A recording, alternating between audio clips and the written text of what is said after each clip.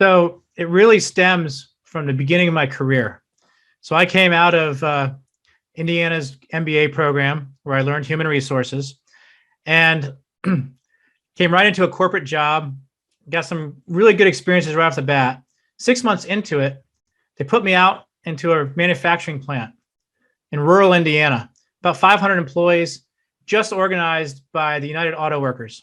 So brand new union and a plant that just hadn't made a dime their entire time of existence, really struggling. And so I went in there with all the knowledge I gleaned from the MBA program and from corporate and some very explicit instructions along these lines that are, there's really two entities. There's management and there's the union. And that is it. And your job is to make sure management wins. And again, consistent with what we're taught. And so I got out there and, I came walking in and, I had it all in my head. But then something happened. I went out to the plant floor.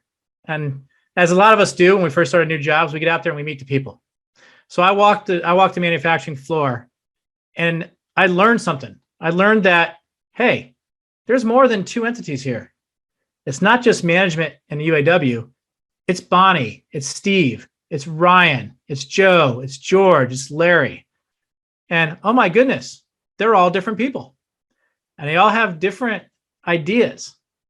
And, that was a real, eye-opener for me, is what if we could actually just look at things through their eyes, through their individual eyes. And, I came to my plant manager, who was also fairly new there. And I told him that, and he says, yeah. He says, maybe we should start treating people like they're people. And we rolled that out through our leadership team. One of the advantages I had as a brand new union, it was only 500 people. The UAW didn't really give them a whole lot of guidance. So I had a great opportunity to help train the union. And so I talked about that with them as well. And I said, we're not management. We're Wade, we're Larry, we're Bruce. And we really started down that path of empathy and really trying to take that time. We didn't call it that because, we're in a foundry. We can't talk about words like that.